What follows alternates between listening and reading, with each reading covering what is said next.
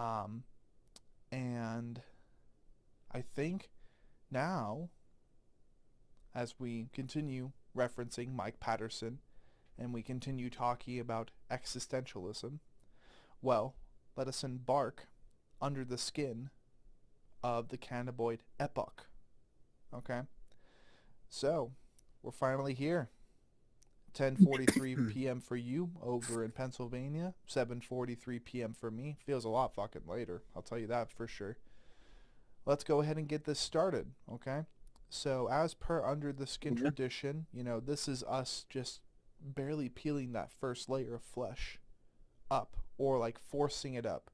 That way some oxygen can get into those open nerves and give you that, well, unnerving nerve sting, right? It really wakes you up. It really sobers you up, Yeah. but in a discomforting way.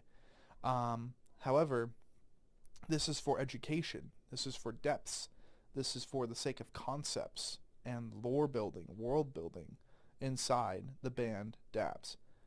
So, if we were to turn this EP into another form of creative medium, whether a movie or maybe a book, what type of what creative medium would it be, and why? It definitely could be both. Um, right now it's in a book format, I would say. Um, the reason it's in that book format is for literal just being straight and to the point about it.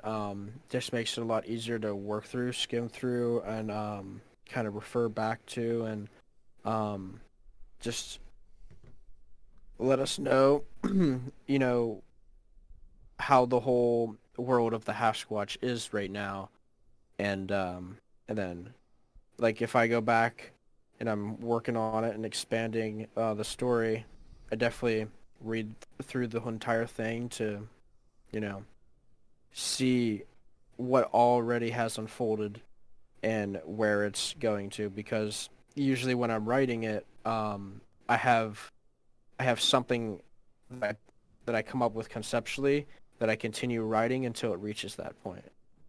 It's like, okay, so he has to go through this, all this other shit that I have to come up with and write down in order to attain this goal. And then once he reaches that goal, once I get closer to finishing that goal, then I start conceptualizing for the next one. Kind of the same format as I am, when it comes to writing albums as well, because kind of just goes hand in hand there. Though the movie adaptation would be, I think, would be sick as fuck. I think I think it would be a lot more drawn out and a lot more detailed and a lot more violent, and a lot more entertaining. One thing that we have thought about is actually developing a comic book for this whole story, and then sell it as merch. Um, I think I think that's something that you do not see often at all with bands. Like the only ones that I can really think about is like Guar and maybe a couple other ones that I can't remember at the moment. I think Definitely something. a lot of. Oh, I was just about to I would say, say definitely a lot of bands from like the 80s, 90s kind of thing. yeah, yeah. My bad. Slaughter to Prevail and Within Destruction are others that I can think of. Oh, okay. Yeah, that's all I was meaning to say.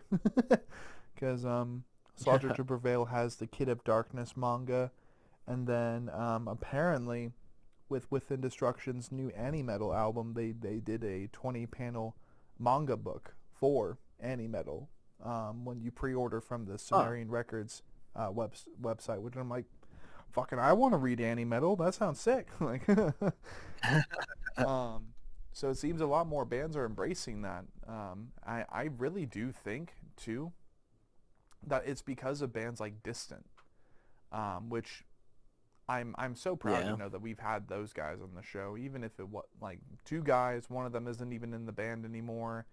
We weren't able to do half of the stuff that we've done, maybe since a couple episodes after that session. Like maybe we haven't been Yeah. able to fulfill the formula with the guys in Distant, but I'll tell you what, it's still cool to see most likely what was a chain reaction from them that opened the doors and opened the gateways for other bands to start writing books and novels and now manga based off of the narrative and story of the album that they belt fed a lot of freaking money into.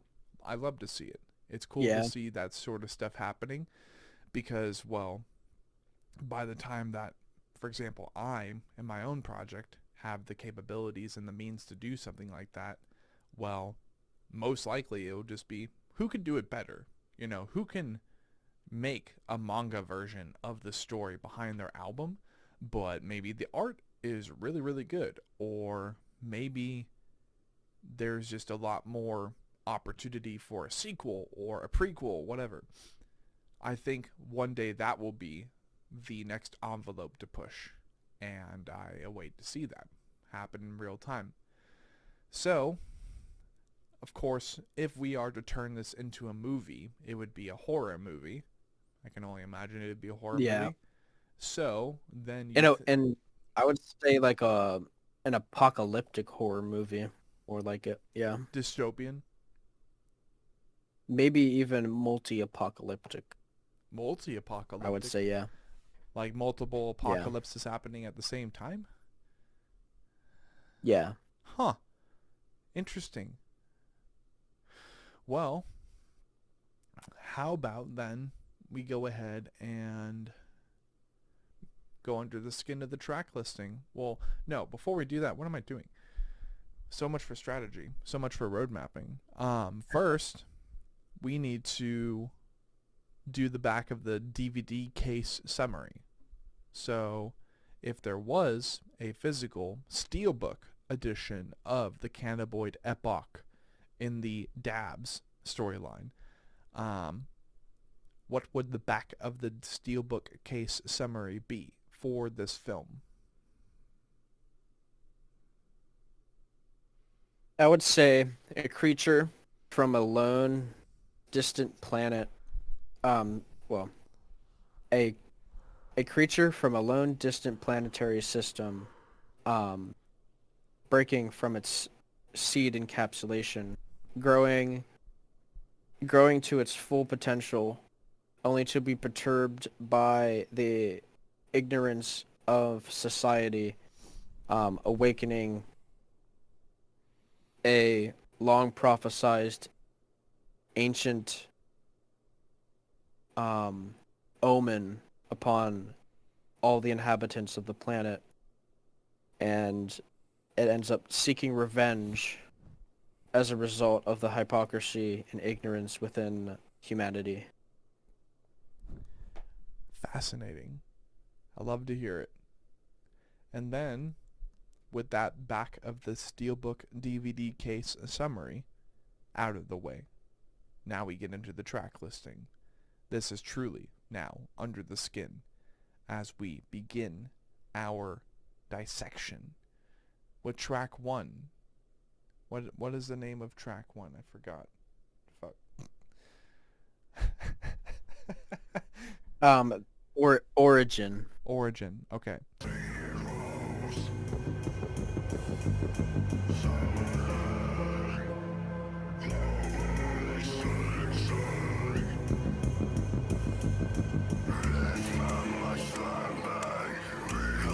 Fittingly. Yeah. This is an instrumental or is this a song? Because too often, my dumbass. They're all songs. They're all songs. Okay, so well, that's good. That's good. Half the time I do these sessions and I'm like, oh yeah, fuck, the first track and the third track or whatever, they're instrumentals. I feel like a dumb. But yeah, Origin then. What is Origin about? Other than it being, an origin song. So Origin is, fittingly about the origin of the Hasquatch and why, and his morals, and why he's doing what he's doing. So how I have it written is that there is this artificially constructed comet that lands on an uncharted island off the coast of Texas and the Gulf of Mexico. And this happens around 1845. And as this comet melts on this island, the water touches this alien seed from a faraway planetary system, and it breaks free from the comet and begins to grow.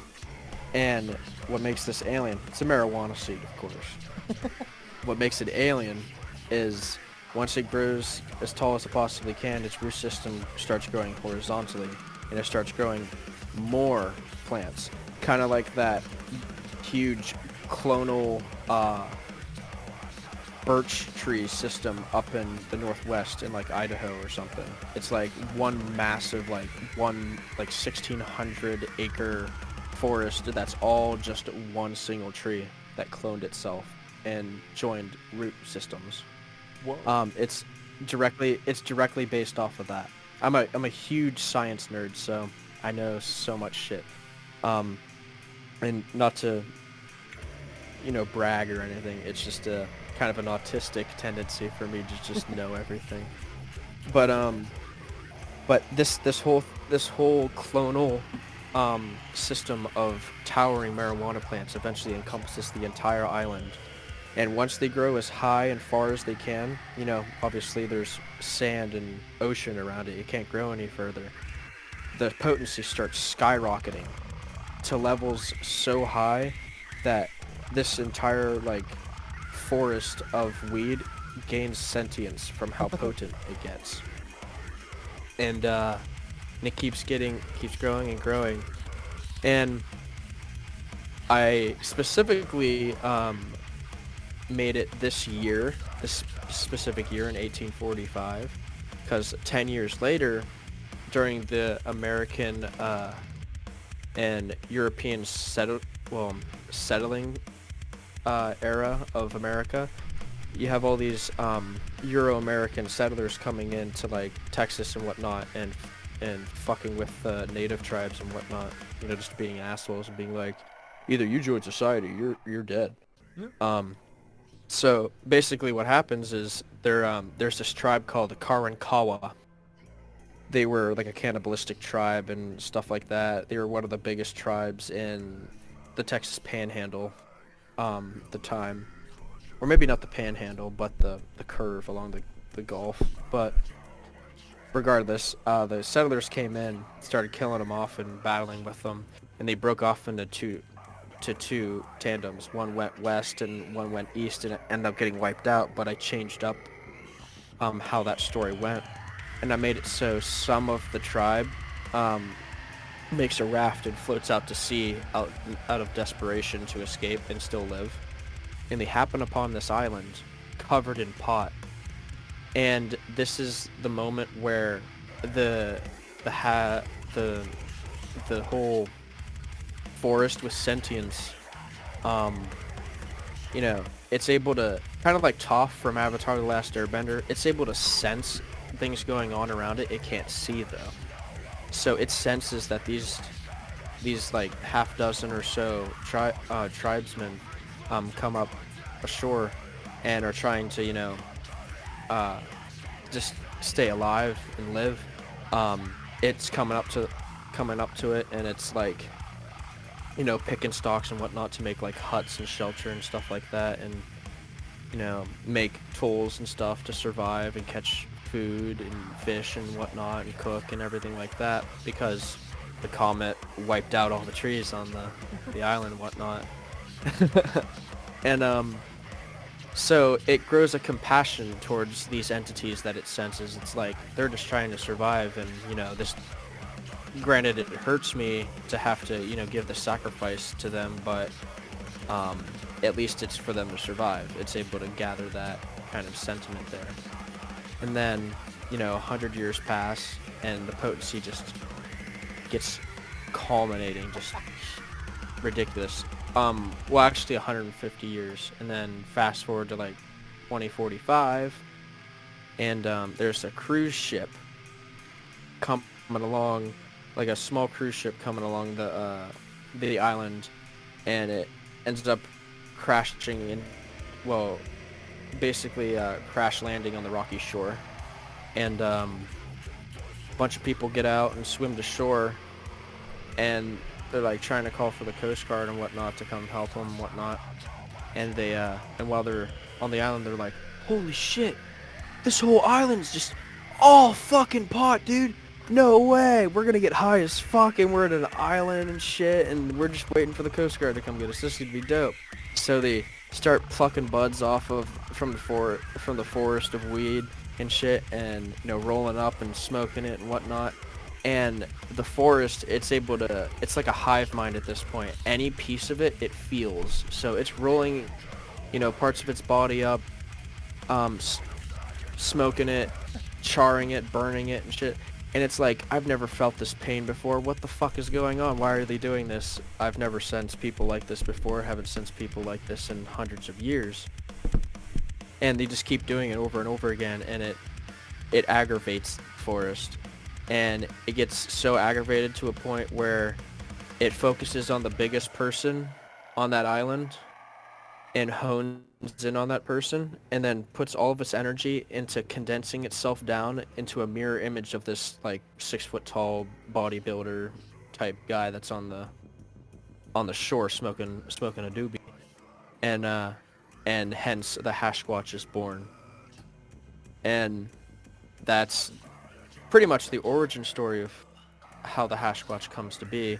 And then he seeks out vengeance and kills everybody that intruded on the island, and then, you know, gathers, you know, stays there for a little bit to kind of get used to its new form and whatnot, and then set out on its newfound mortal purpose that it's found through this transformation. And that segues into Texas Shoreline Massacre. And therefore, let us segue into Texas Shoreline Massacre.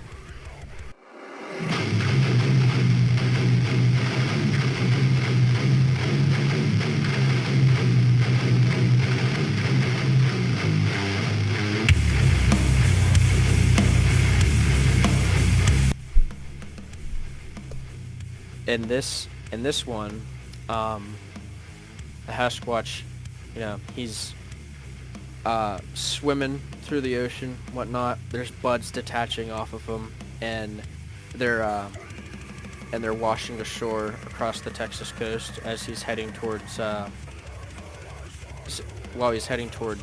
Florida. And these buds wash ashore on Texas, and they cause a massacre. What happens is these buds, they are hyper potent. When the Hasquatch condensed himself down into this form, the buds that are on his body are so potent that if they don't cause an overdose, they take over your body and cause an infection that spreads from your lungs out into your brain, turning you into a human Hasquatch hybrid that eventually overtakes you and turns you into a Hasquatch. And so kind of like a zombie apocalypse type of deal, but probably more stoner oriented and more like The Last of Us in a way. And it's kind of a short-lived one, lore-wise, because it's kind of self-explanatory. You know, you take a bong rip of this awesome weed you found just laying on a rock on the beach, and it's like, oh dude, I'm so fucking high right now. Wait, the high isn't stopping. Yo, what the you just start freaking out. You just think it's a normal panic attack, but no, you're just taking over your whole body, and like your skin starts turning green, and leaves start protruding out of your body, and you know, you just start freaking the fuck out, and then it just takes you like a demonic form of dementia. Love that. Alright. This is why we stay sober. And then definitely not, I was just doing a dab there. then that would segue into detained and ravaged.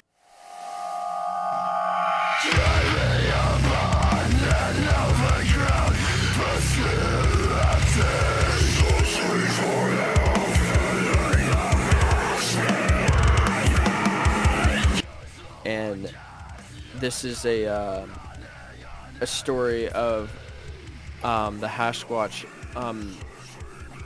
finally making his landfall in Florida, but it's also going back and forth between where that clone infection is happening because as they're turned into those hybrids and whatnot, they start to become enveloped in the hive mind that the Hasquatch has, which has a limited range to it. There's kind of a technicality to it that I really just went in depth, and I really went in depth to these details. It's really dumb to a degree, but these hybrids start making their way towards him once he can hone in on their minds, once they're infected enough, and as they're making their way there, they're ravaging through any populations that come in their way and whatnot, especially the potheads, because as my 67-year-old coworker says, I don't smoke joints because it's a smoke signal to the enemy. And it's kind of lyrically, it's just kind of detailing the Hasquatch coming upon a facility, like a weed grow facility, like the one I work at, and this to him is like a concentration camp for his people, in a way. That's how he views it, because that is all it is, if you really think about it, and from a plant's perspective. And so he heads straight for it, and then uses it as a lab to kind of intensify how powerful of a creature he is, increase his resilience through the research and stuff that they have at this facility. And then he continues his way to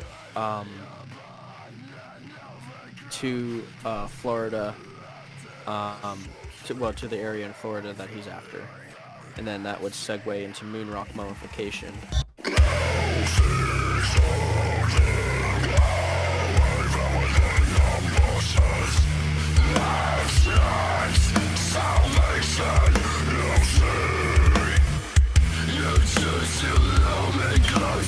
Kind of goes along the same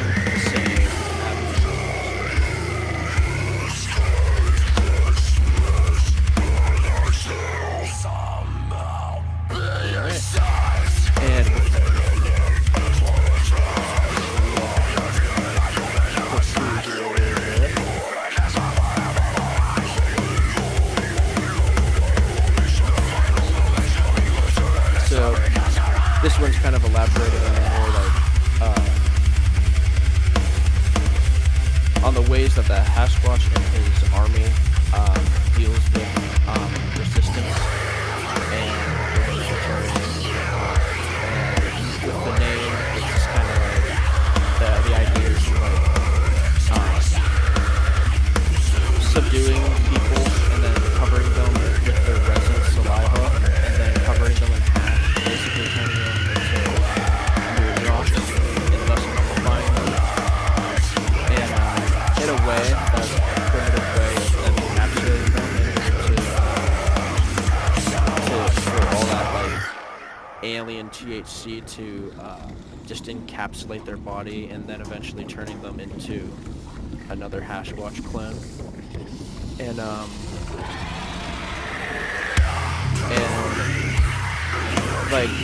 lyrics also talk about how one person's he sees something glowing in a bush that he thinks is a plant, and it's kind of just going back to the same principle of what happened with the Texas Massacre.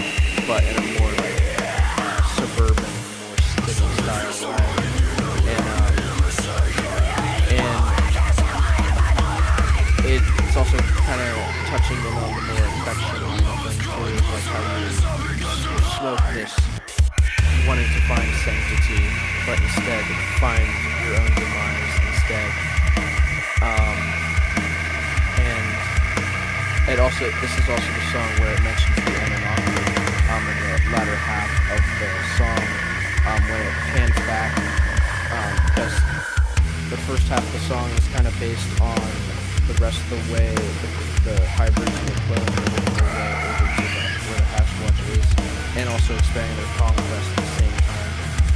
And then the rest of the way through it, it pans back to the Hasquatch's perspective, where he finally reaches. He was going after NASA. He was going. That's where and when he reaches that, he finds that he gets a sense that there's an Anunnaki ship on its way to Earth, because they sensed a massive abnormal mortal disturbance on Earth, and he already sensed it. So whenever they eventually come to Earth, he's prepared for that and plans to hijack their ship, subdue them, get information out of them, and then eliminate them. And I would say that would conclude Moonrock mummification. Oh yeah. And then segue into They Have No Reflections.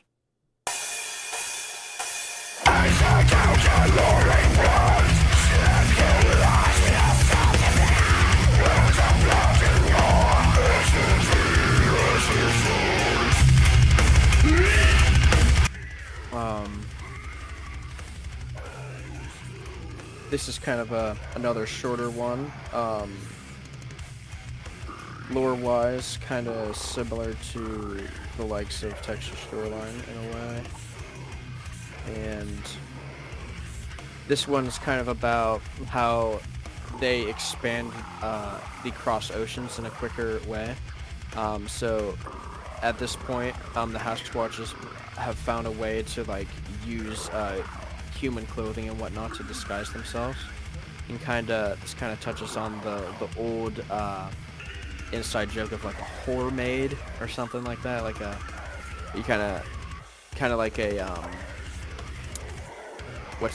A siren. So basically these clones take the form of a Hasquatch siren and lure in sailors, and then overtake their ships so they can go to the Caribbean, Central America, and South America, and Europe and whatnot to further spread the infection and overtake the planet.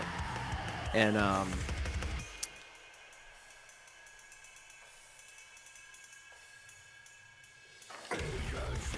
this is also the song that features Dylan Macaluso from Belvibeth as well.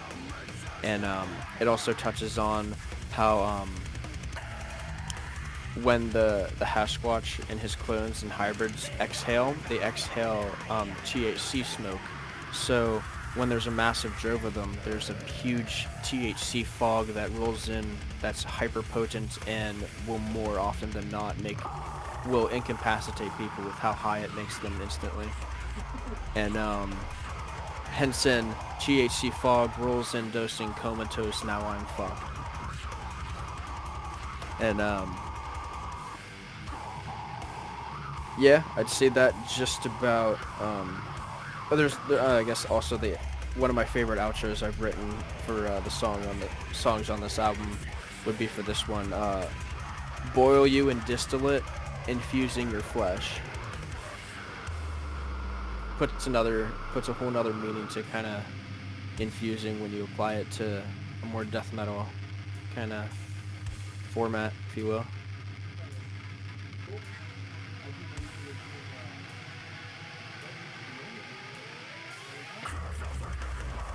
Yep, 2 more songs. I would say 8 from Space.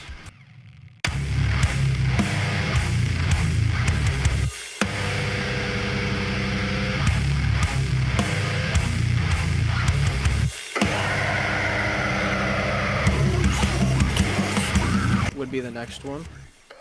And this is where the Hasquatch finally finally gets everything that he needs from NASA headquarters and whatnot after slaughtering them all and whatnot, and it kind of touches on the ancient significance of the Hasquatch and how the Anunnaki play in a way, but not directly referencing them per se. Hence, ancient texts speak of this prophecy. And then it also mentions the Scythians, the oldest known stoners in human history. Like, I think it was around 35 to 4,200 years ago. They were like the earliest civilization or tribes known to consume and smoke cannabis, and hotbox more specifically, which is really cool. They would have their own designated huts that they would build with like a single hole at the top, with a little grate, and some like foliage to kind of just literally hotbox themselves. There's just a designated little building in the middle of the village. It was dope.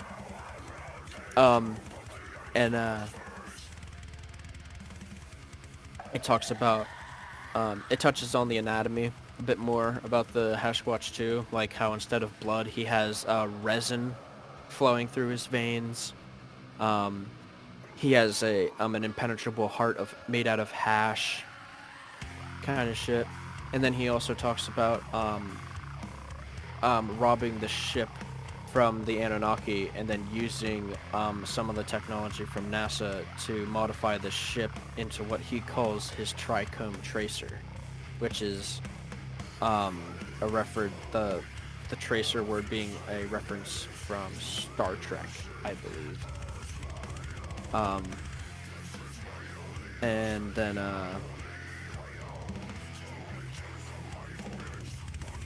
then it touches on his method of his method of cloning himself and what science goes into play there. So basically he will take a human that he has killed and then pulverize it into a mash, and then we'll mix it with native soil to then create like a hyper fertilizer mix.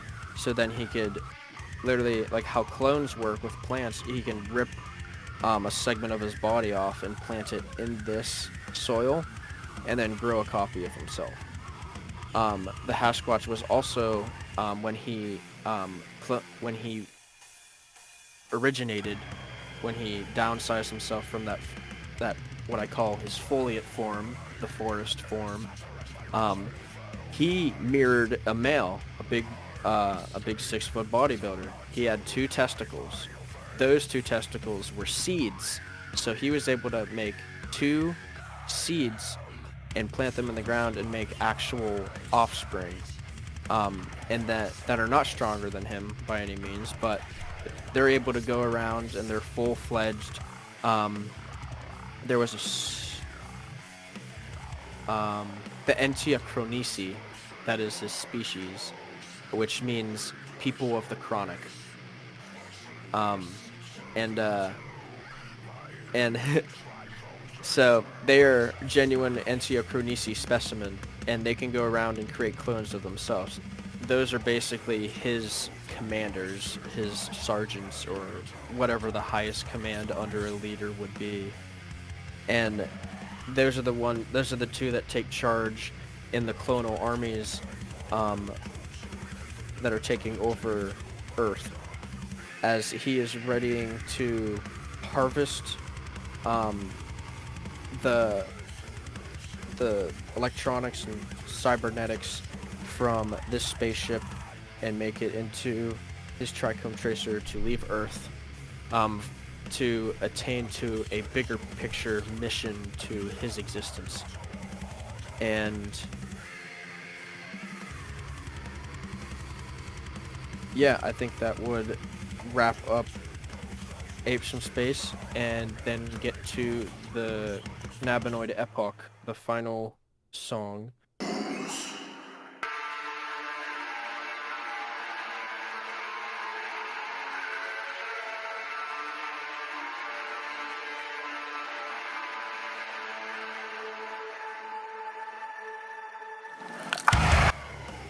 on the record. So this kind of does the same thing content-wise to Moonrock Mummification, where it switches from one point of view to the other. Not necessarily the full reference to the multi-apocalypse thing I was talking about earlier, but kind of good for starters, I would say. So,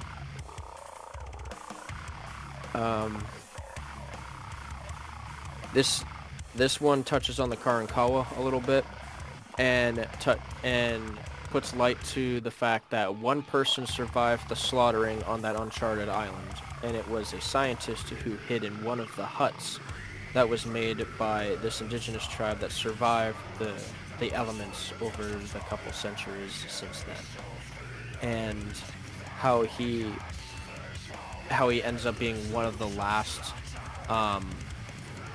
last humans, apart from a couple sediments left on the continent in which he resides, and it's kind of from his point of view, the first part of the song, where he was tuning in a radios that signals that he was able to, because he harvested like a radio from like the shipwreck, and was able to fashion that so he could figure out what was going on outside the island, and it was just absolute carnage. And he's just in that existential moment, like, I'm fucked, the whole world's dying. I think the best thing to do is document everything that I've heard and everything I've observed, so if anybody were to happen upon this, they'll know what's happening, and they know what happened. And then this is where the name drop for the Hasquatch comes to be, as the guy, the lone survivors, depicting his notes here. The masses coined the Hasquatch as Praenuntia Mortis, the harbinger of death, as he's viewed as an unstoppable force of nature. And a lot of people are viewing it as an omen of inevitability, that, you know, we had to kind of we had to face this. There was no use to resisting it, and our demise awaits, kind of thing.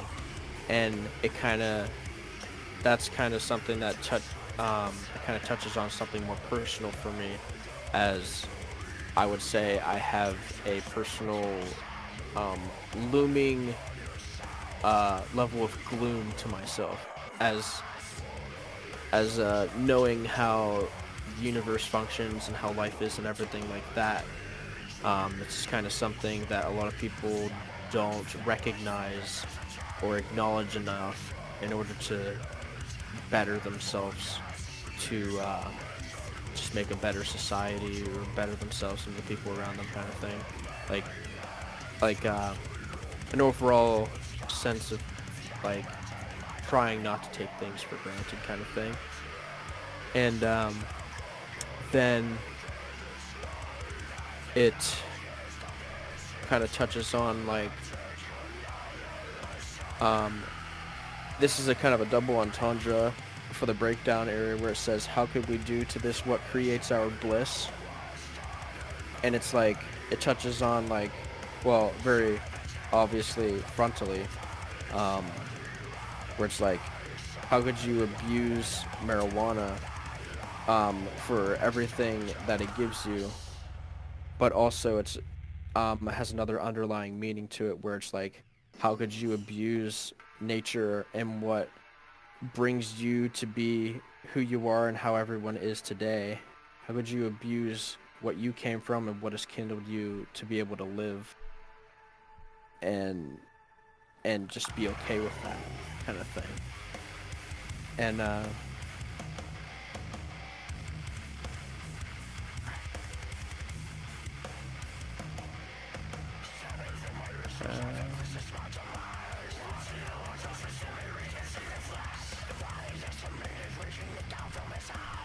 and it touches on, and then it kind of pans back to the Hasquatch's view on things and his viewpoint on society, where he says, "You all have grown dependent on a destructive cynic," which is touching on how he demonizes how a vast majority of the population seeks after one single person to command everything, kind of frowning upon the whole presidential kind of cycles that a lot, if not all, countries go by. Because it's like, if you want something to work properly, there has to be a bigger, over-encompassing type thing. And then it talks about how he sees punishing humanity this way. He feeds off of humanity's reciprocation, and seeing that as they would have done it to themselves anyway, kind of thing. Kind of sees himself as he's just getting it over and dealt with on his part. And yeah, it kind of just ends there with him leaving orbit, leaving his 2 offspring with the clonal armies to eventually turn Earth into a replacement for his home planet, which for a good insight, a little insight into what is to come. So the Hasquatch comes from a planetary system called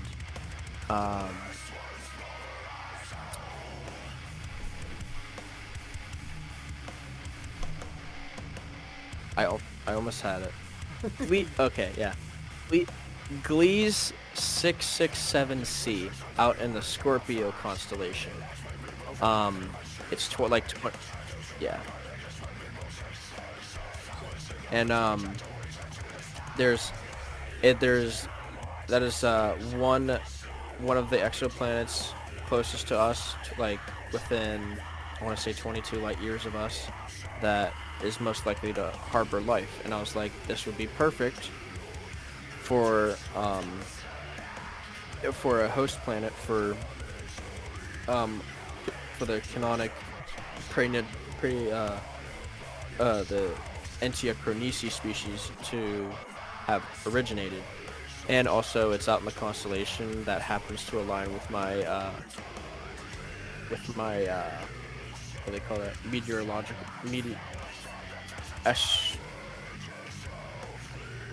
astronomy sign, astrological sign, something like that, whatever. I'm a Scorpio.